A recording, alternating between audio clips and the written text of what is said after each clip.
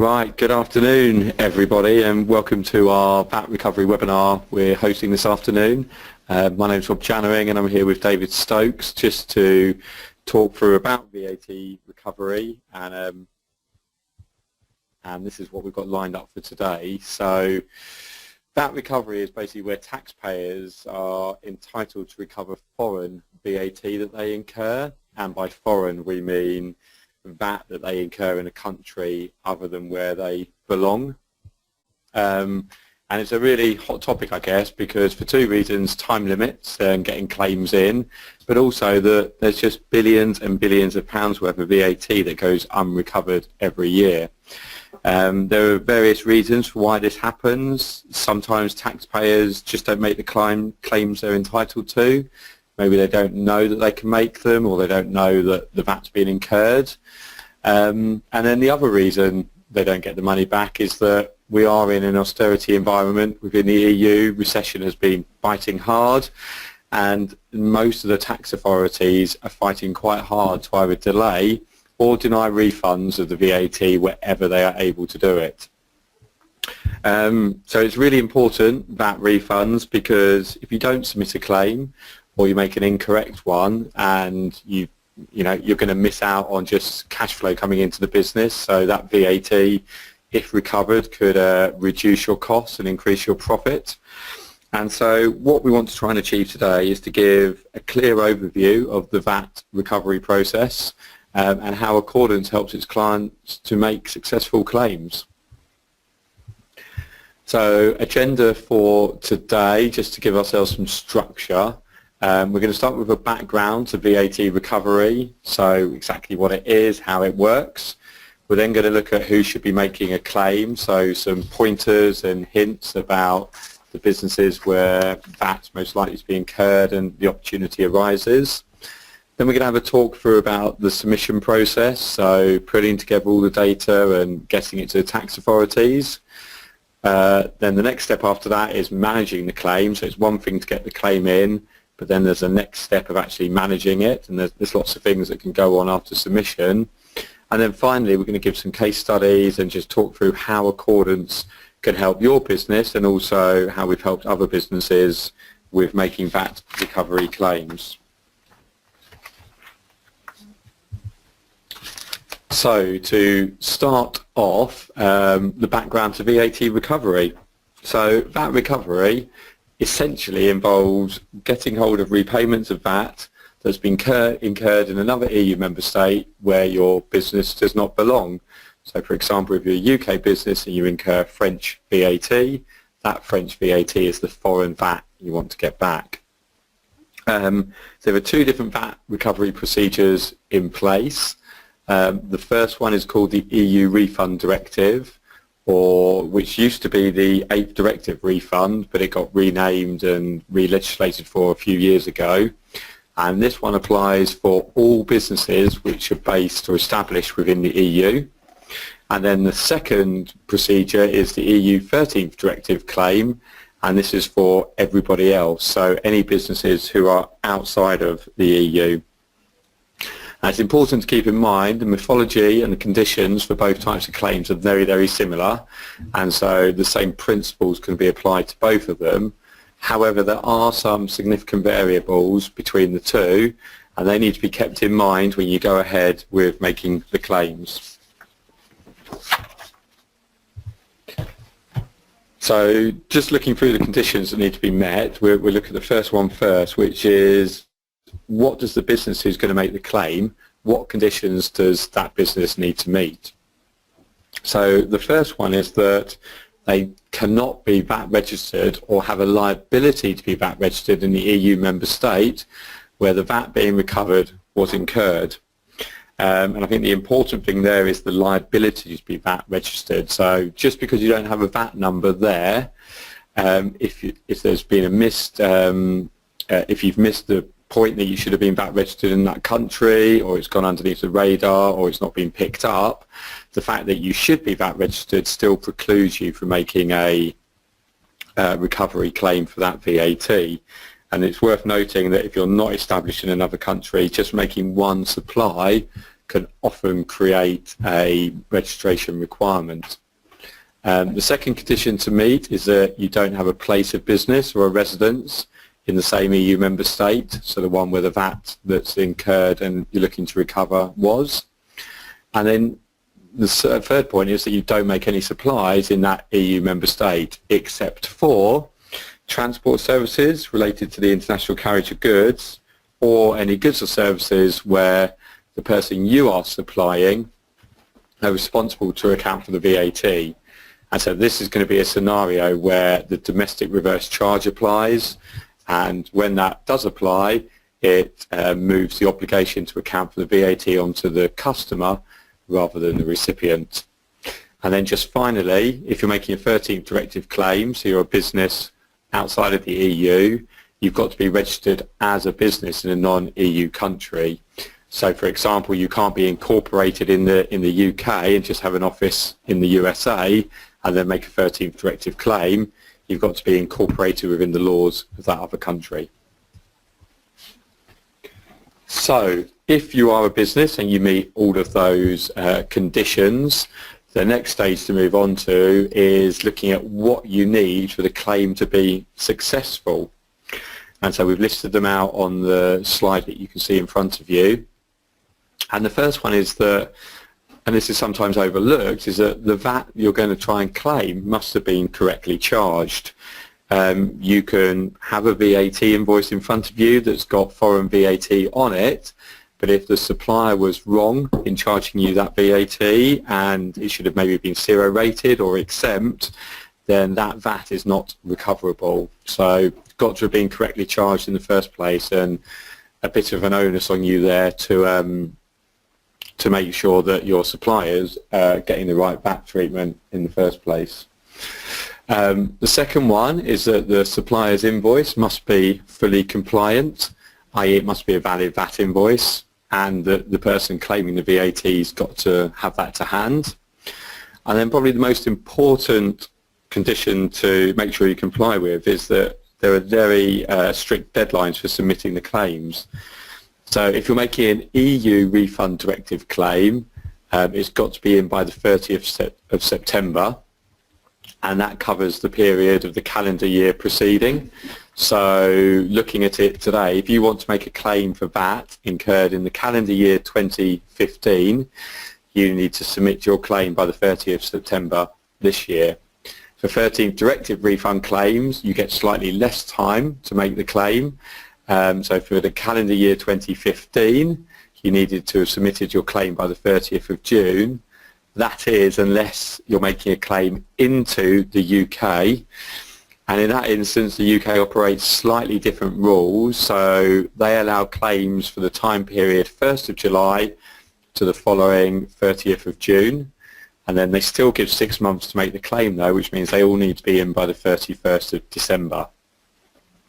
So if you did incur VAT in the UK in the last 12 months, you've still got time to recover it if you can meet all the conditions.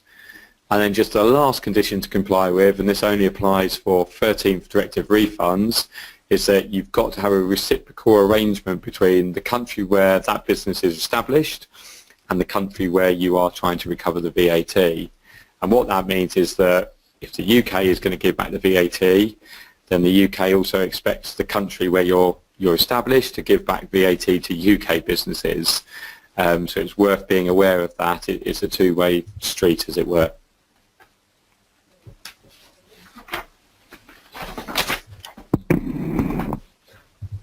Hi there, this is David. So we're now going to look at who should actually make a claim and what gives rise to the VAT claim. We didn't mention at the beginning, but if you have any questions, then please type them in and we'll deal with them at the end of the session.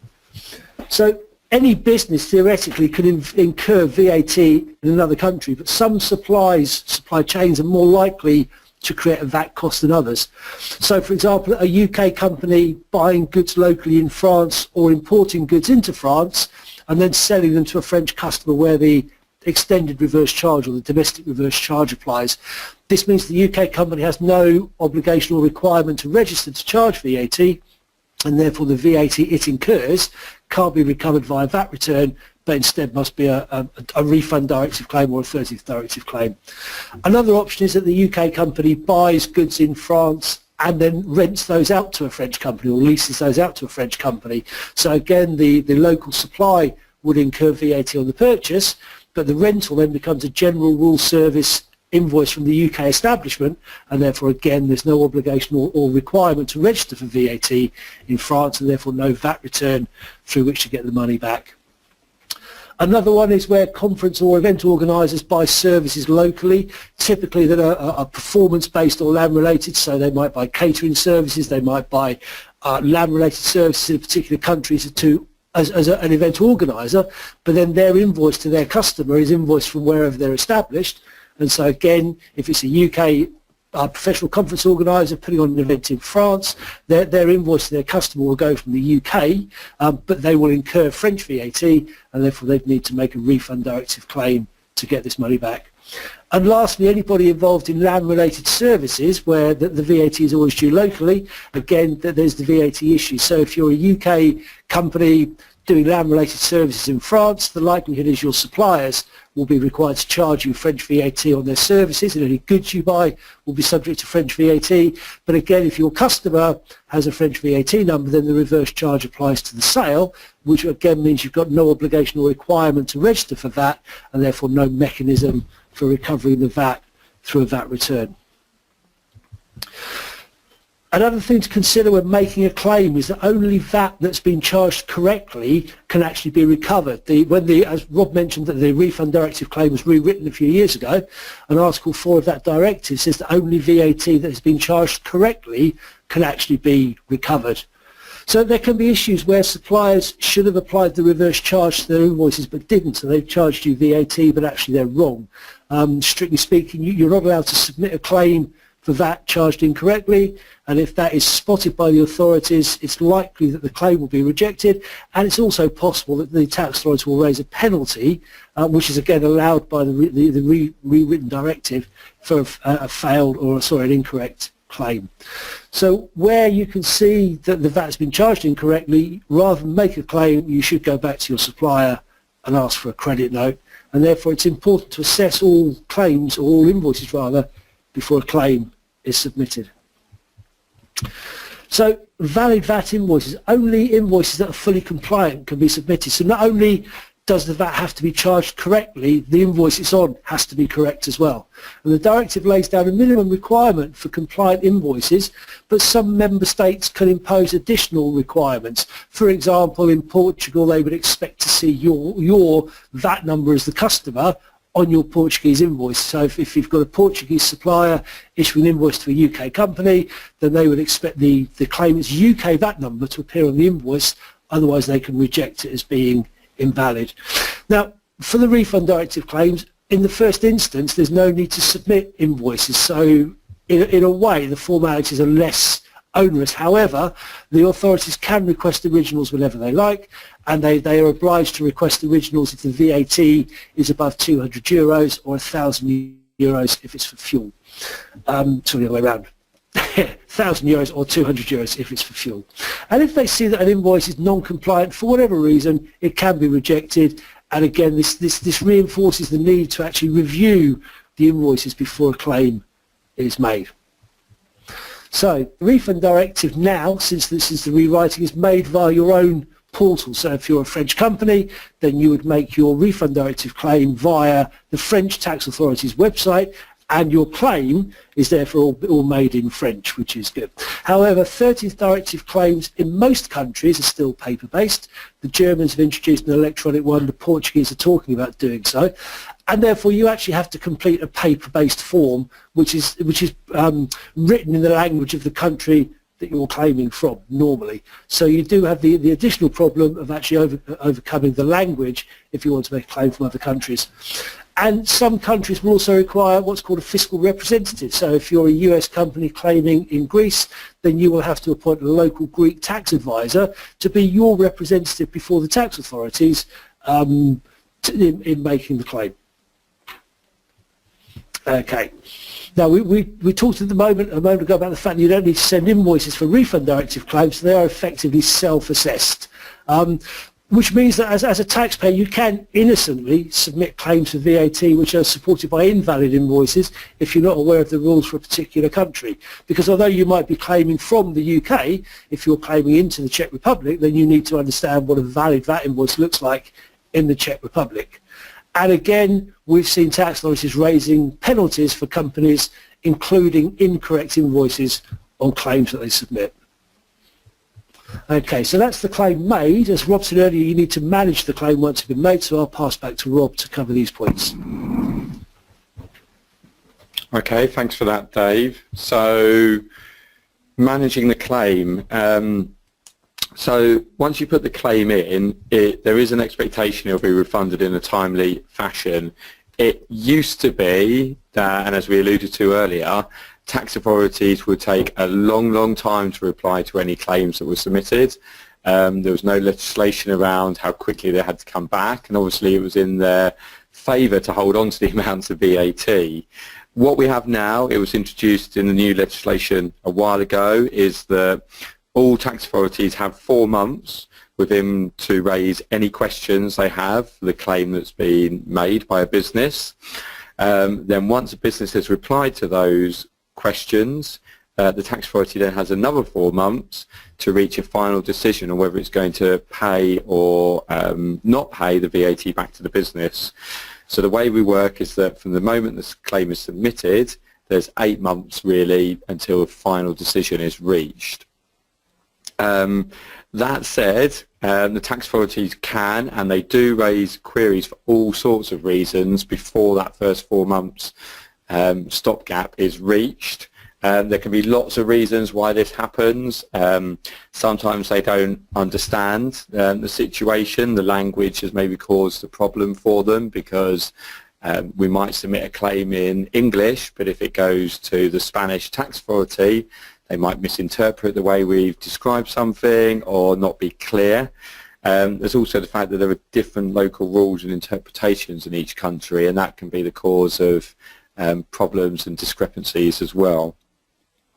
And what this all means really is that you can submit a claim for the VAT you've incurred, but you shouldn't think that's the claim done and dusted and it's going to come back to you. It's actually just the first step towards receiving the refund of VAT. And the way we work and the way we view it is that as much effort needs to go into making sure you follow up the claim as there is that goes into making the claim in the first place.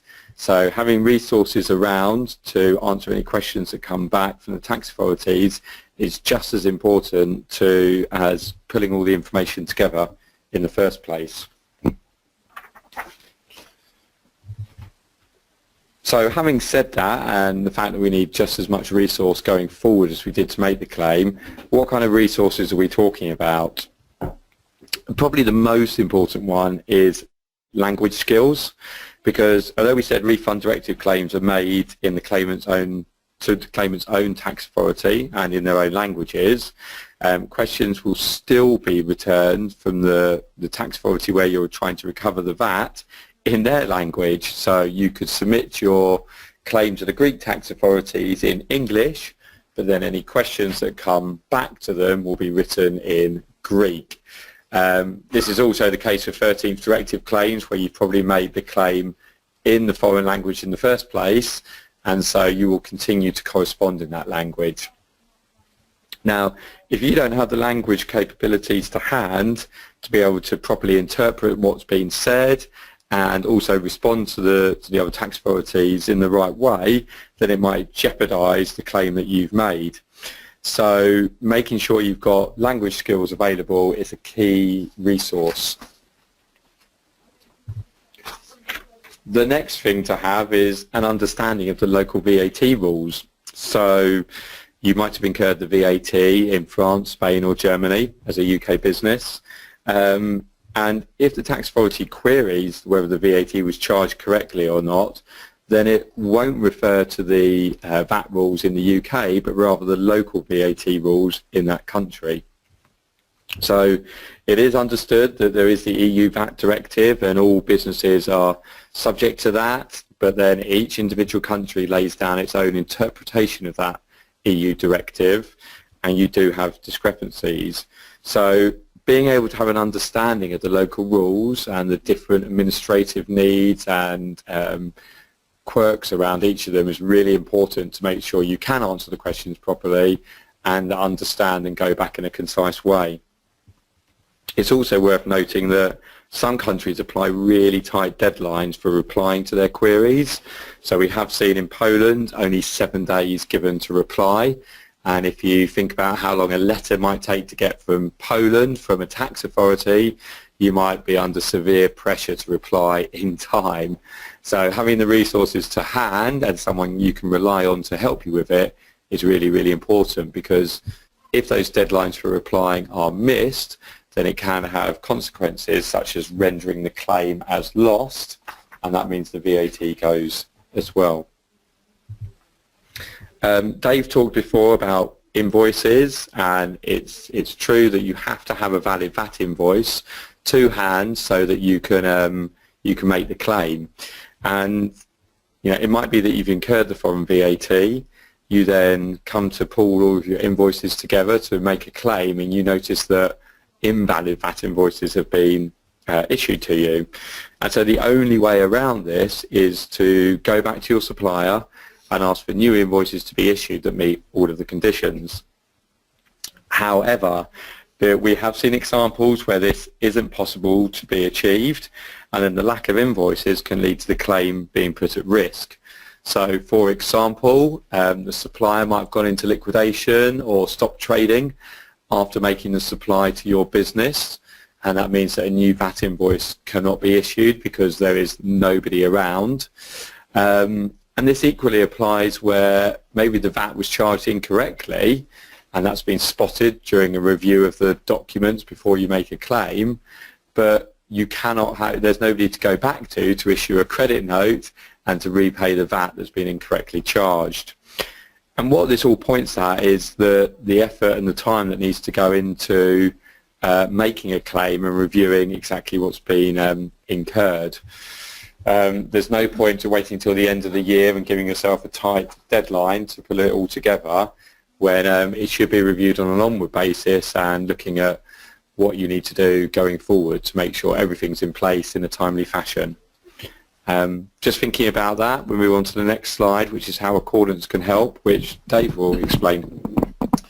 Hello again. Yes, so basically we're experienced in making both refund and 13th Directive claims across all of the EU member states, and in doing that we provide expert analysis in the first instance to verify that claims are being made correctly and to give confidence that a claim for the right amount of VAT is going to be submitted. That means there's less likely to be queries by the tax authorities, and therefore a refund may come in quicker. Although if the amount is for a large sum, it doesn't matter how precise or how correct the claim is, the authorities will always find some questions to ask. As part of our analysis, we would work out whether the refund or whether the refund claim is the right mechanism, or whether in fact we should go to a supplier for a credit note because they charged VAT that wasn't due. And where credit notes are appropriate, then we can assist in making sure these are obtained going forward as well. So not just for this claim, but also to ensure that suppliers don't charge you VAT in the future, which should reduce the workload and the cost of making future claims. So how do we do this? Well, we have VAT consultants and compliance managers with an expert knowledge of the VAT rules and procedures across all of the EU member states, and that's gleaned from both our VAT recovery work and also our general compliance work as well. So we will only submit claims for VAT that is properly reclaimable, so VAT that's been charged correctly and where we have the correct documentation to support any query that might come out. And where the VAT should be reclaimed by a credit, then we will actually contact the suppliers on the business's behalf and obtain the information and the credit note that they need. And all of this is done from our one central location in Brighton, so we have our compliance and consultants teams working together to make sure that we can give our clients the best chance of successful refund claims. That's the end of the presentation. As we mentioned earlier, we are happy to take questions now, so if we have any questions through, then we'll deal with those for you. Yusuf, do we have any questions? Okay. Okay. All right. So we've had a question to ask to explain the different deadline for the 13th Directive claims into the UK. So as Rob mentioned earlier, the claim period is the 1st of July in 1 year to the 30th of June in the next year, with claim being submitted by the 31st of December. And for 30th directive claims, only one claim a year is possible. For refund directives, you can make up to 5, but for 30th, only 1. So if we're looking at the current period, any VAT incurred between July 1st, 2015 and June 2016, so this year, would have to be submitted by December 2016. Okay, and we have another question now, which is how often do you see penalties raised by other EU tax authorities for genuine mistakes? For example, the standard rate was charged on a service which maybe should have been reduced rate under local rules, or is it more likely the claim will just be amended or rejected? That's actually an interesting one, because the errors that we see aren't normally about the rate being wrong, it's about that being charged yes or no. But actually, if the rate is wrong, so if you're buying a service where the reduced rate of, let's say, 6% should have applied, but your supplier charged you 20, then you're actually only entitled to deduct 6%, even though you've been charged 20. So in that situation, the best bet would be to go back to your supplier and get a reissued invoice, because to try and put an invoice through with 20% VAT on it but only ask for 6% would look a bit odd. Okay, thanks for that, Dave. So we've got another question in here. It is, how does the reciprocal arrangement work? So briefly and to the point is that if the country where you're claiming from doesn't have a reciprocal arrangement with the country where you've incurred the VAT, then you cannot get the VAT refunded. They just won't accept the claim. To give you an example, Spain does not refund VAT to US companies because there's no way for Spanish companies to recover US sales tax. So always worth knowing what the arrangements are up front before making a claim. There's another question here. Can you claim VAT from previous years, so 2014 and onwards? The answer is no, unfortunately. The time limits are very strict in the EU, and so if you want to claim for the year 2014, you would have had to have submitted a claim by the 30th of September last year.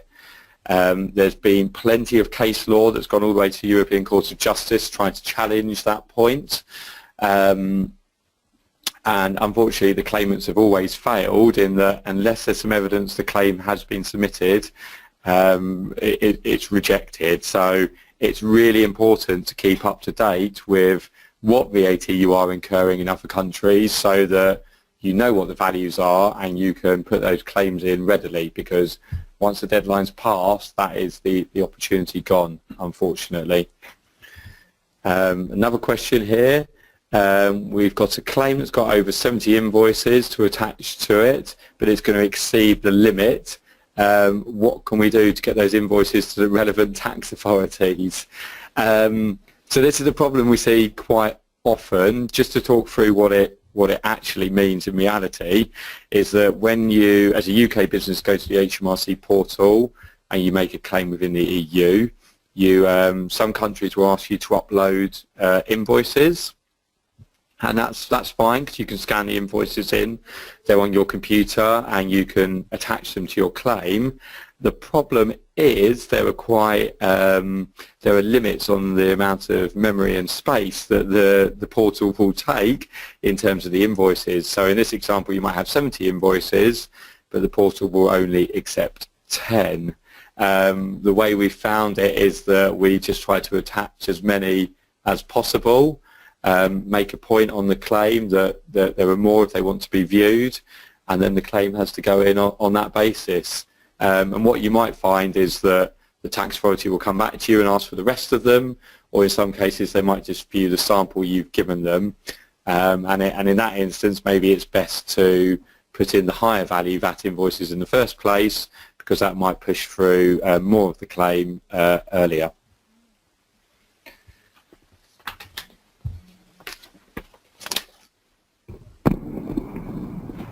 Okay, one other question we had was how severe can the penalties be for incorrect claims? And as with a lot of things in the EU, the answer is it depends. It depends on the country. Really. There are still some member states who, although the law allows them to raise penalties for incorrect claims, they don't actually do it yet for whatever reason. So we have a lot of experience in Spain where when they reject claims, they actually don't levy any penalties, they just reject the VAT. But there are other authorities such as the UK and Belgium who are very quick to talk about penalties, but quite often they end up not being raised. So in the UK, the authorities would look to see why you actually submitted an incorrect claim. So were you careless? Were you negligent? Did you just not care? Were you given bad advice? And once they've established your behaviour in relation to that claim, then they'll raise the appropriate penalty. So we have one client came to us last year who'd made a claim themselves from the island into the UK, and in fact they shouldn't have done it. We then started handling the claim for them, and when we convinced the authorities that they'd done everything they could to sort this out, then the authorities still denied the VAT, but waived the penalty. But we had another client in Belgium who's a conference organiser, and they raised a claim into the UK, and they raised the claim on the basis that they're not under the tour operators margin scheme because that's their status in Belgium. Unfortunately, what they were doing in the UK did put them under the tour operators margin scheme. We explained to the UK authorities that they were very careful in making this claim, and they actually considered that the application of the tour operators margin scheme, but they considered it in their own country. And HMRC considered that to be careless because they're not claiming in Belgium, and did actually raise a penalty on that one. So it depends from country to country, and it depends on how well you can convince the authorities that you did everything you could and it was a genuine mistake. Okay, thanks for that. So I think that's all the questions that we have had come through. If anyone's got any further questions or they think of something afterwards, then don't hesitate to drop an email to your usual contact here at Accordance, and they'll be happy to come and discuss it with myself or Dave, and we can give you an answer. Otherwise, thank you for taking the time to listen to us this afternoon. We hope it's been helpful and gone some way to understanding about making claims. And thank you for listening.